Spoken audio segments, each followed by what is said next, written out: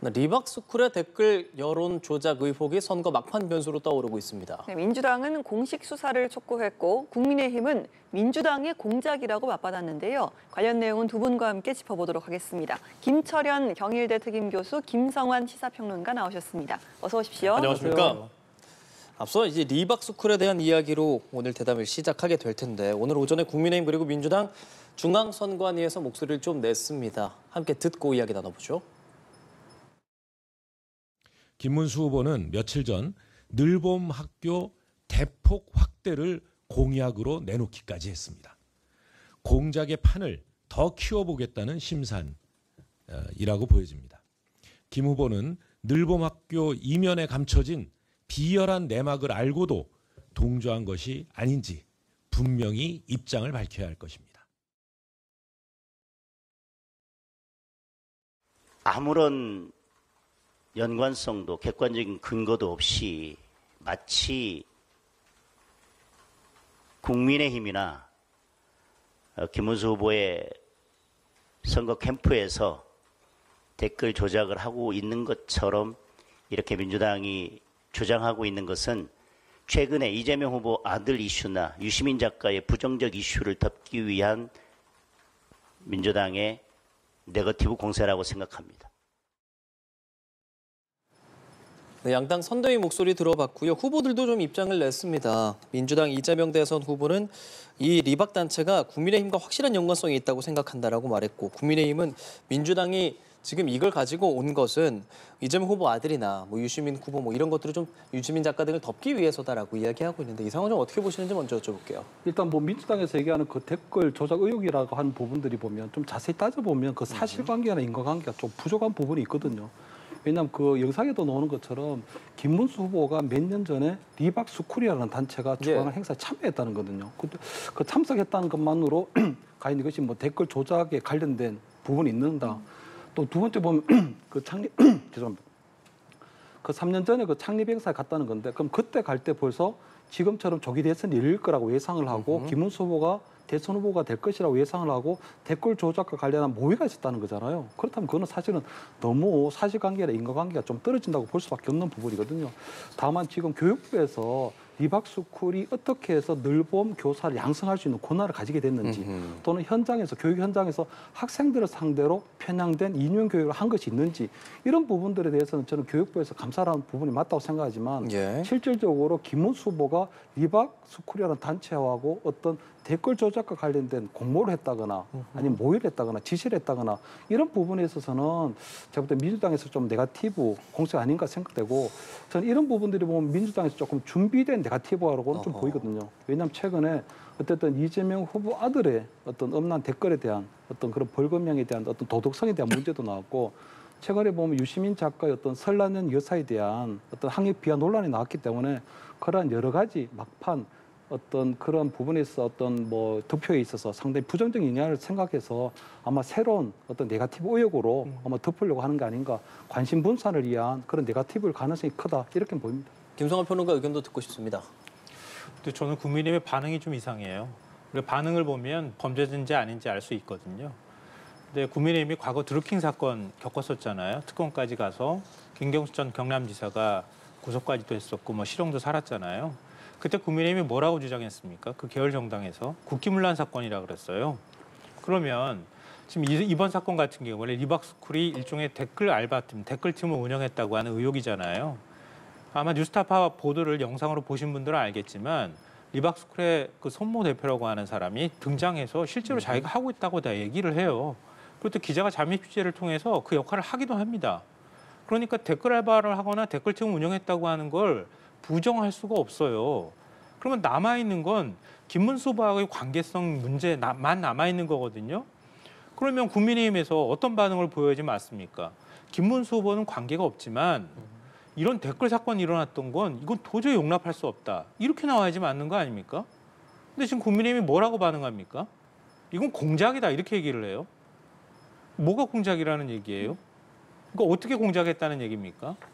그러니까 국민의힘이 더 의심받고 있는 거예요. 꼬리 자르게 하려고 하는 거 아니냐. 그리고 리박스쿨에서 운영하는 유튜브 채널 그 동영상들 지금 다 지웠다고 하잖아요. 이미 증거인멸에 들어간 겁니다. 그러면 오히려 국민의힘은 이런 대선 기간 동안에 댓글팀이 운영이 됐다고 하는 의심이나 의혹이 제기되면 단호히 처벌하고 수사해야 된다라고 반응을 보여야지 정상인데 그런 정상적인 반응이 안 나오고 있다고 하는 거예요.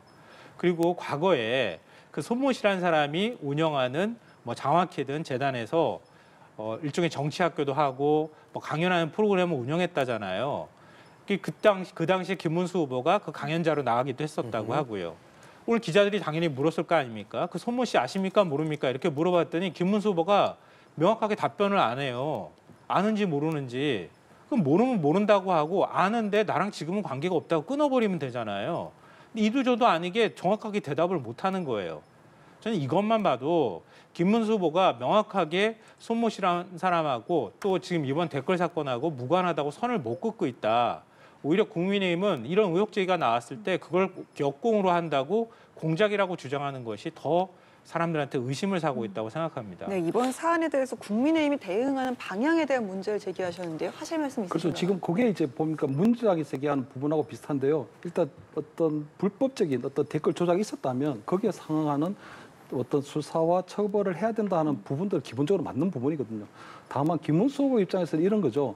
과거에 어떤 행사에 참여했다고 해서 그것이 지금 이 단체가 어떤 지금 불법적인 댓글 조작이 있었다면 그 부분에 있어서는 전혀 관계가 없는데 어떤 모의를 한다거나 어떤 지시를 한다거나 공모한 부분이 없는데 과거에 그 단체가 주관하는 행사에 참여했다고 해서 또는 그 행사에 참여했다는 그 이유만으로 지금 그 단체에서 했던 댓글하고 지금 김문수 후보하고 연관성을 하는 것들은 너무 과대, 확대, 왜곡하는 그런 부분이 아니냐 이런 부분이죠. 왜냐하면 김문수 후보가 그 손모 대표하고 과거에 어떤 놀범학교라든가 아니면은 기독자유통일당 활동을 할 때 어떤 정치적인 관계가 있었을 수는 있겠죠. 하지만 지금 와서 아마 대선 후보가 되고 난 이후에 그 단체에서 하고 있다는 어떤 불법적인 어떤 댓글 이런 부분에서는 전혀 연루되어 있다는 전혀 없는데 그런 부분들을 지금 과거에 어떤 관계가 있었다는 부분으로만 연관시키는 부분들은 굉장히 이것들은 그냥 김문수 후보에 대한 네거티브가 아니냐 이런 말씀 드립니다. 예. 네, 조금만 짧게 좀 제가 말씀드릴게요. 제가 김문수 후보 반응 말씀드렸잖아요. 그 손모 씨라는 사람 아십니까? 모르십니까? 이렇게 물어봤을 때 과거에는 만나서 아는 사이지만 이 문제하고 관련이 없다. 그건 내가 해명할 문제는 아닌 것 같다. 이렇게 얘기했다면 저는 합리적으로 김문수 후보가 관계가 없을 수도 있겠다 이렇게 생각할 것 같아요. 근데 안다 모른다 말을 못해요. 이 얘기는 뭐냐면 거꾸로 말하면 이재명 후보가 겪는 곤란하고 비슷한 거예요. 김문수 후보가 사실이 아닌 거 허위사실 공표가 되는 거예요. 그러니까 이렇게 가도 안 되고 저렇게 가도 안 되니까 대충 얼버무리는 거예요, 얘기가. 그렇지 않습니까? 나중에 가가지고 검찰이 당시 허위사실 공표했어. 이렇게 하면서 기소하면 어떡할 거예요? 국민의힘이 잘하는 거예요. 김문수 후보도 잘하는 거고. 그러니까 반응을 보이면 보일수록 오히려 이 논란에 딸려가가지고 또 논란이 커질 것 같아라고 하는 정치 공학적인 접근이 있을 수 있겠으나 김문수 후보가 진짜 관계가 없습니다라고 얘기할 것 같으면 없다고 얘기를 하면 되는 거예요. 근데 없다고 말을 못하는 게 오히려 더 의심을 사고 있다라고 말씀드리고 싶어요. 김문수 후보는 리박스쿨 의혹을 전혀 모르는 일이다라고 측에서 밝히긴 했습니다. 개혁신당 이준석 후보는요. 여론조작 시도가 있었다면 수사를 해서 관계자는 처벌을 받아야 한다라고 말을 했습니다. 여기에 대해서는 좀 어떻게 들으셨는지 궁금합니다. 교수님. 가장 기본적이고 또 원론적인 입장이죠. 어떤 댓글 조작이나 이런 부분들은 기본적으로 민주주의에 대한 또 선거에 대한 기본 원칙을 깨트리는 부분이기 때문에 아마 지금 이준석 대표 후보가 얘기하는 것처럼 여론 조작 시도가 있었다면 그 부분에 대해서는 철저하게 파헤칠 필요가 있다고 보고요. 거기에 대한 상하는 처벌을 받아야 된다는 가장 원론적이고 또 기본적 입장을 밝힌 게 아닐까 그렇게 보입니다. 네, 그런데 이게 좀 수사를 하려면 어느 정도 시간이 걸리잖아요. 네. 그래서 대선 이후에나 이제 결과가 나올 텐데 이 부분에 대해서 좀 어떻게 예상을 하시는지요? 저는 이준석 후보 반응도 이해가 안 돼요. 왜냐하면 이런 댓글팀이 확인이 됐다고 보도가 나왔어요.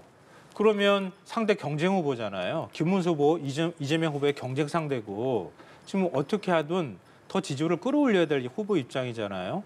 어떤 의혹 제기가 있더라도 이런 문제 나오면은 그 의심을 샀다고 하는 후보를 공격해야지 정상적인 거 아닌가요? 반응으로 보면. 민주당을 공격하든 국민의힘을 공격하든 해야 되는 거 아닌가요? 너무 이것도 상식적인 반응인데 그 반응을 안 하고 있다는 얘기예요. 이 얘기는 거꾸로 말하면 지금 의혹 제기 당사자가 김문수 후보인데 김문수 후보를 공격하면 자신에게 올 보수층이 떨어질까 봐 겁나가지고 저러는 거 아닐까? 이런 의심을 안 할 수가 없는 거예요. 본인의 정치적 계산. 그렇죠. 정치적 계산에 따라서 지금 반응하고 있는 거죠. 그러니까 이준석 후보는 이 싸움에 나는 참전하지 않겠어라고 하는 입장을 간접적으로 얘기하는 거나 다름이 없고요. 경찰은 이미 수사가 들어가서 당연히 수사하면 최대한 빨리 수사해서 결론 내라고 얘기하는 건 너무나 지극히 당연한 거예요. 그거는. 근데 이런 반응을 보이고 있다고 하는 얘기는 김문수 후보를 공격할 의사도 없다. 이런 뜻으로밖에 해석이 안 되고 공학적으로 생각하면 보수층이 나를 지지하려고 지금 할 텐데 그 보수층한테 반감을 일으키면 안 된다라고 하는 표계산에서 나온 반응이다라고 봅니다. 그 민주당을 포함한 야권 의원들은 경찰청을 찾은 상황이기도 한데 앞서도 잠깐 언급을 했지만 이제 좀 시간이 걸릴 거란 말이죠. 그런데 정말 본투표까지는 단 이틀 남은 상황이고 앞으로 이 의혹 제기가 어떻게 좀 영향을 미칠 거라고 생각하십니까? 일단은 뭐 그 부분에 있어서는 지금 민주당에서 지금 댓글 조작 의혹이 있었다는 얘기만 하고요. 지금 얼마나 조직적으로 얼마나 광범위하게 이루어져 있는 아주 구체적인 사실관계를 얘기하고 있지는 못하거든요. 그렇기 때문에 아마 민주당 의원들이 오늘 경찰청을 찾아가서 적시 수사하겠다고 적시 수사를 촉구하는 부분까지는 아마 제가 볼 때는 뭐 민주당에서 할 수 있는 그 부분이라고 생각을 하고 아마 경찰청에서도 아마 이 사건에 대해서 적시 아마 수사 배당을 했기 때문에 아마 할 것 같은데 어쨌든 지금 선거일까지는 이틀밖에 남지 않은 상황이거든요. 그렇기 때문에 저는 민주당에서 나중에 이런 부분들이 국민의힘 또는 김문수 후보와 직접적인 연관성이 없다고 하는 부분들이 밝혀진다고 하더라도 결국은 민주당에서 볼 때는 막판 아마 민주당에 대해서 굉장히 부정적이었던 어떤 부분에 있어서는 그를 어떤 희석시키는 관심 분산을 하는 그런 효과는 충분히 있었다. 왜냐하면 나중에 이 부분에서는 김문수 후보와 연관관계가 분명하게 드러난다는 그런 보장이 없는 거거든요. 하지만 지금은 김문수 후보를 딱 타겟으로 하고 있기 때문에 최근에 불거진 막판 어떤 악재의 어떤 뭐 유시민 작가의 어떤 설라는 여사에 대한 부분이나 아니면 이재명 후보 아들에 대한 그 부분에 대해서는 굉장히 관심을 분산하고 희석시키는 그런 효과는 얻게 됐다. 그 나중에 이제 김문수 후보가 이 부분에 있어서 철저한 수사를 통해서 밝혀졌는데 아무것도 없었다. 아무런 연관성도 없었다. 그렇게 되면 민주당에서는 거기에 대한 어떠한 정치적 책임을 질 것인가 하는 이런 부분에 있어서는 민주당에서도 조금 자문해야 될 게 아닌가 이렇게 보입니다. 변호가 생각하시기엔 이제 내일 모레 투표하러 가시는 분들 계실 거잖아요. 이 의혹 보면서 본인의 생각이 바뀌거나 뭐 그럴 가능성이 있다고 보세요? 그러니까 글쎄요. 이거 좀 반응을 지켜봐야 될 것 같긴 한데요. 그러니까 이것만 봐서 어느 정도 유권자들이 자신의 그 후보를 그러니까 선택할 때 바꿀 것인가 이거는 일단은 좀 봐야 될 것 같아요. 왜냐하면 지금 굉장히 많은 의혹이나 공방들이 있는 상황이기 때문에 이게 절대적인 영향을 미칩니다. 이렇게 단정하기는 어려울 것 같고요. 그렇게 민심을 해석한다고 하면은 너무 민심을 단순하게 해석하는 것 같아서 좀 조심스럽다 이런 생각은 드는데요. 다만 이제 그런 겁니다. 상대편을 공격하거나 이럴 때 그러면 자기와 관련돼 있는 네거티브가 없어야 되는 거예요. 어찌 보면. 그래야 효과가 나타나는 거잖아요. 근데 김문수 후보의 경우에 제가 볼 때 관계가 없다고 부정하기 매우 어려워요. 국민의힘도 역시 마찬가지입니다. 이미 보도가 나온 걸 기반으로 해서도 그렇고요. 하나만 예를 들면 이런 거예요.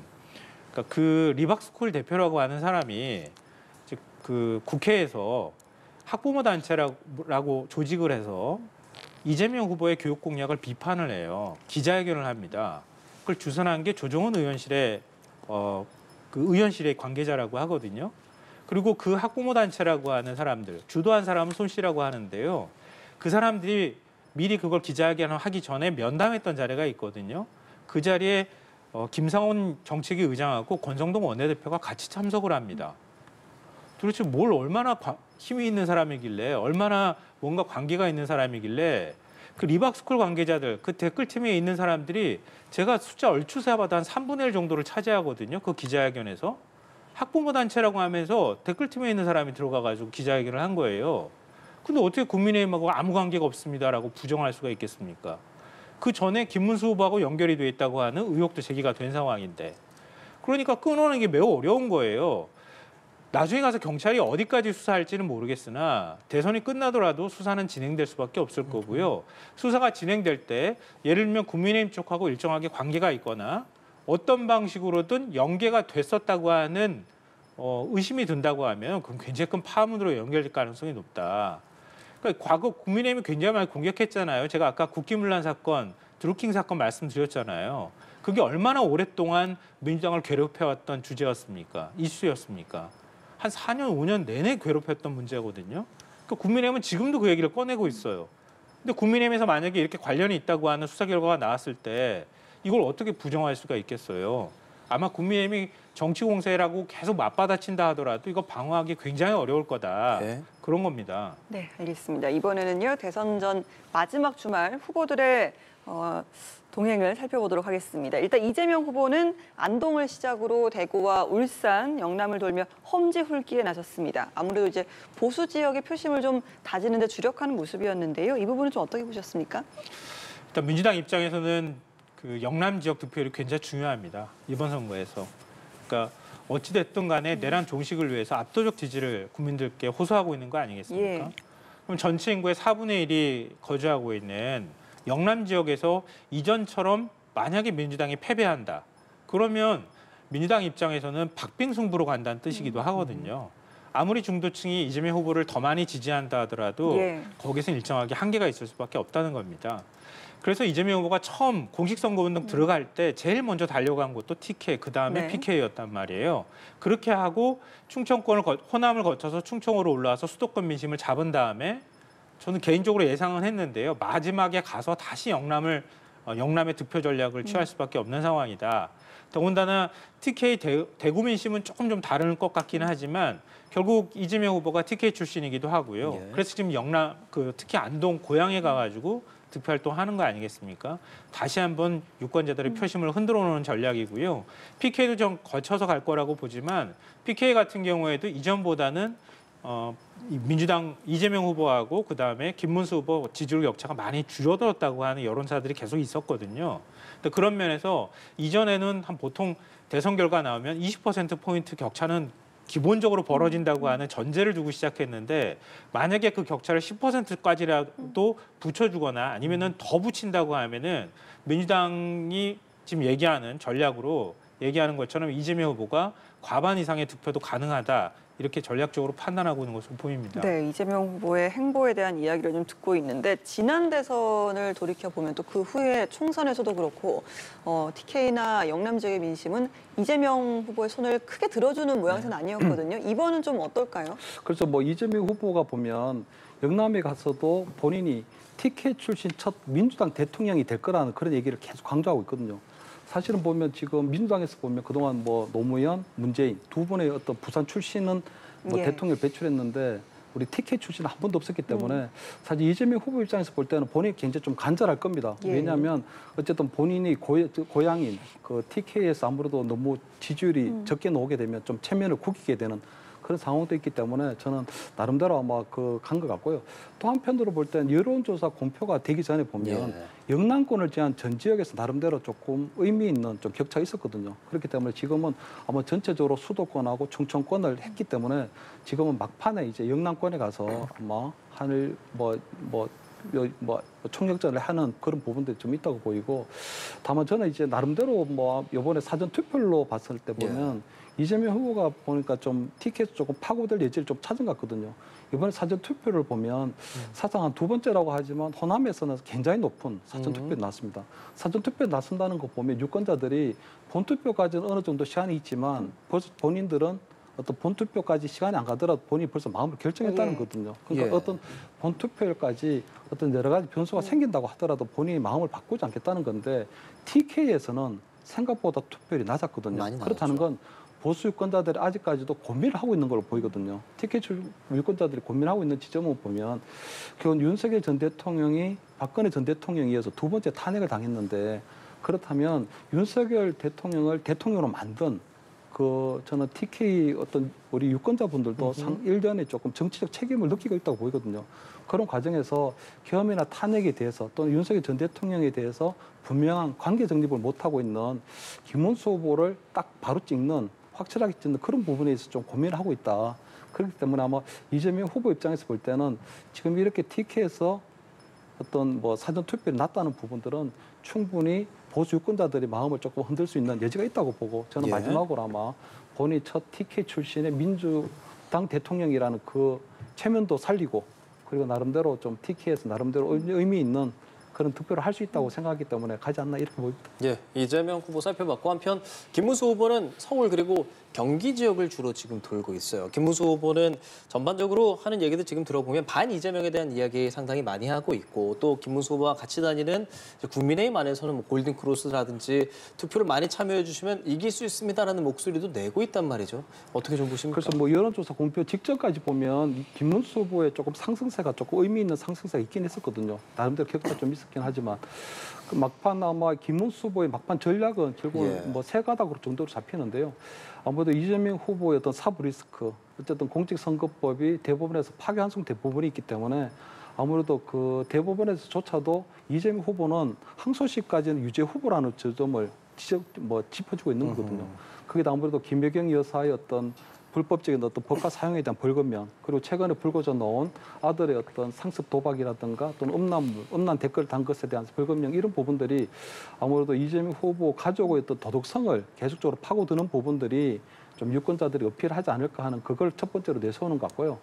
두 번째는 아무래도 지금 입법부 권력이 민주당에 가 있습니다. 아무래도 윤석열 정부 3년을 보면 아무래도 민주당의 어떤 여러 가지 국회에서의 어떤 일방적인 어떤 뭐 법안 처리라든가 뭐 탄핵이라든가 이런 것들이 있었기 때문에 만약 이번에 행정 권력 거기다가 이재명 후보의 어떤 사법 리스크를 덮기 위한 사법부에 대한 길들이기라든가 압박까지 들어가게 되면 입법, 행정, 사법을 아우르는 소위 말해서 견제와 균형이 깨지는 그런 민주당의 독재가 이루어질 수 있다는 그런 부분들을 또 호소를 하고 있는 걸로 보이거든요. 그렇기 때문에 그 두 가지에다가 뭐 이준석 후보에게 이준석 후보가 최근에 뭐 또 여러 가지 듣기 거북하고 불편한 발언들을 했는데 이준석 후보에게 찍으면 또 사표가 된다는 그런 아마 세 가닥 정도로 막판 전략을 아마 가져가고 있지 않을까 이렇게 보입니다. 예, 김성환 평론가께서는 김문수 후보의 막판 발자취 어떻게 평가하시겠습니까? 일단 전반적으로는 비슷한 생각들을 하고 있는데요. 일단 영남권은 막판에 가면 갈수록 보수 결집이 이루어질 거다 이렇게 판단하고 있는 거고요. 과거에도 그런 사례가 있었기 때문에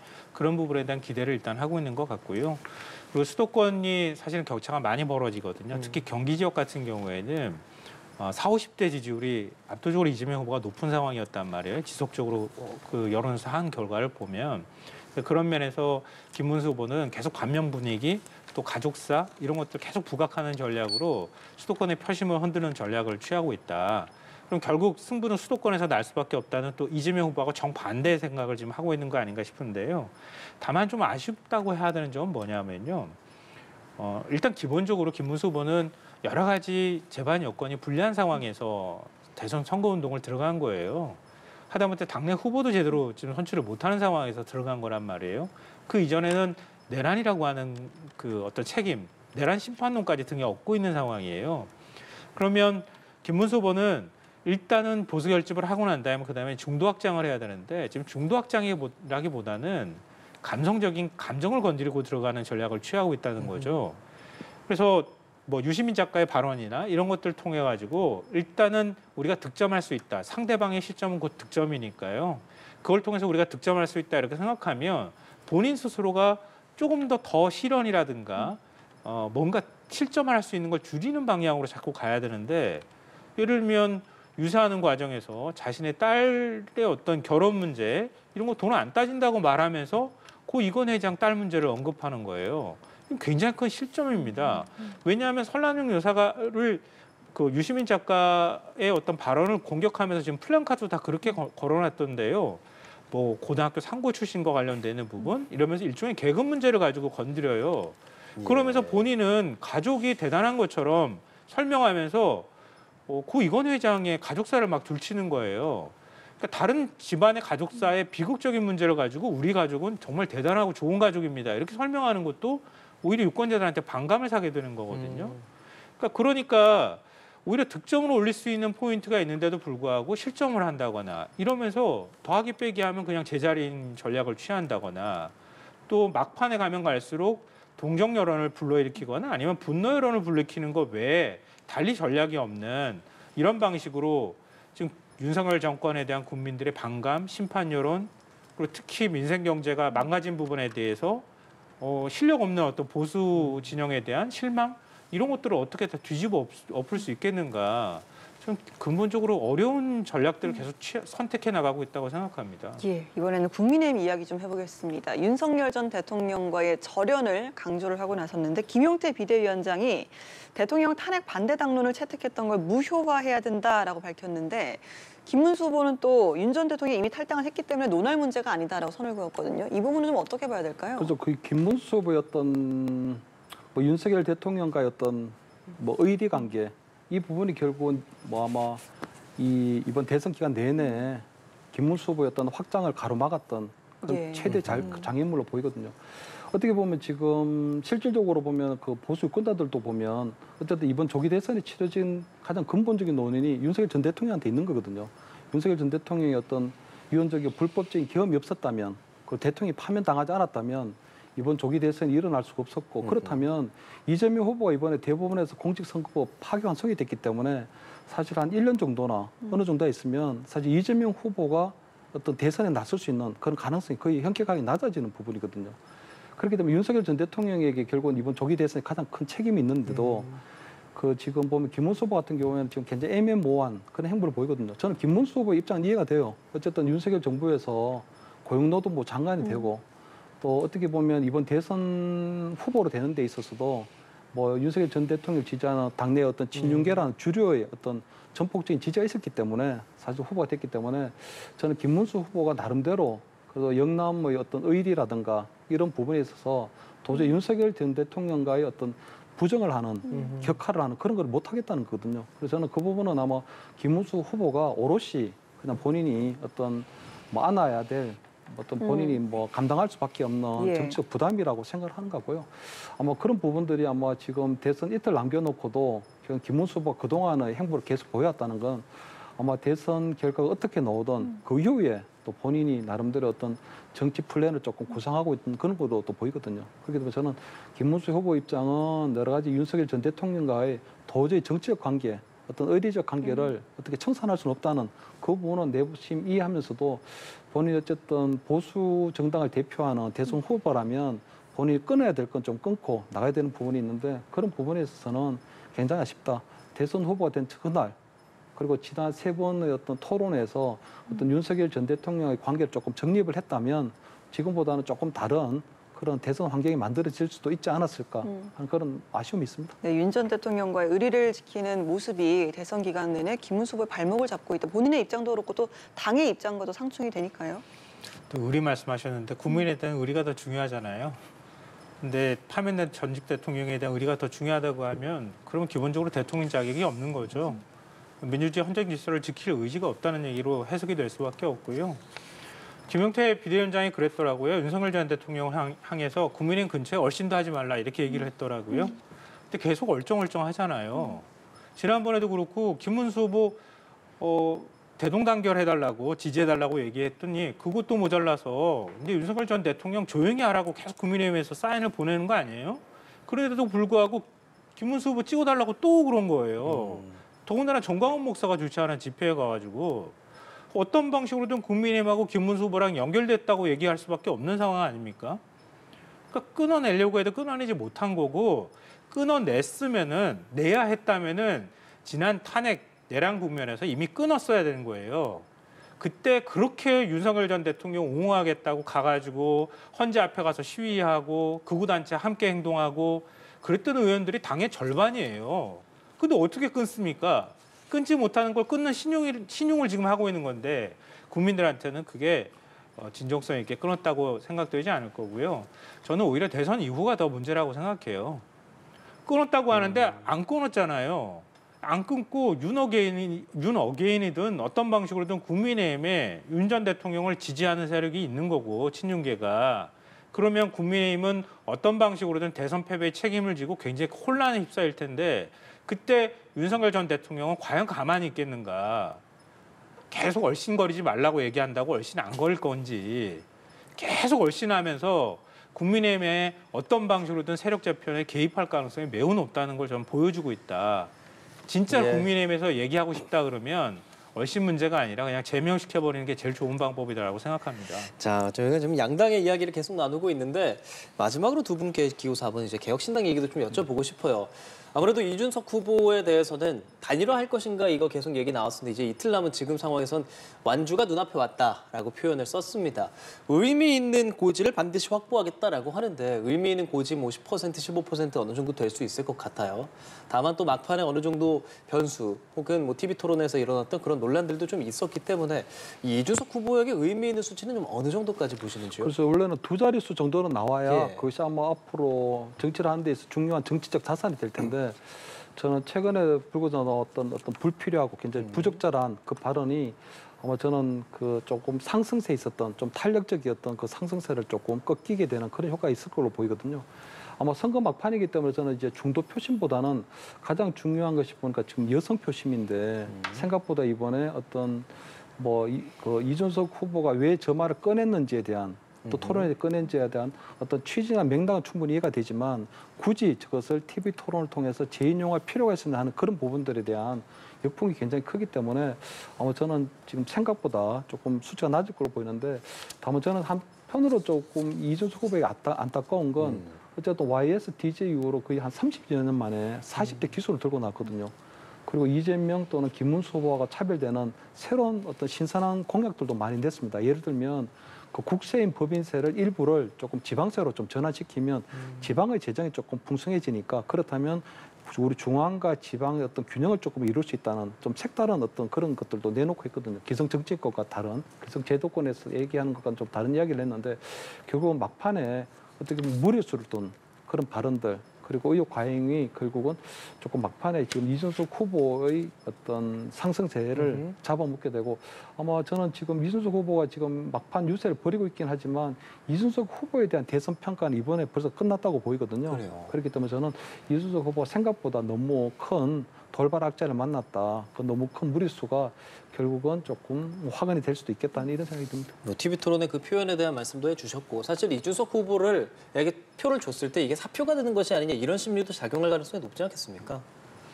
그러니까 그 원래 분위기 좋을 때 그때 분위기를 끌고 간다 하더라도 사표 때문에 사실은 사표를 방지하는 게 굉장히 큰 숙제였거든요. 근데 본인 스스로가 성폭력성 발언을 하고 난 다음에 그 다음에 저절로 그냥 사표가 생겨버리는 이런 문제가 지금 생긴 거라고 보고요.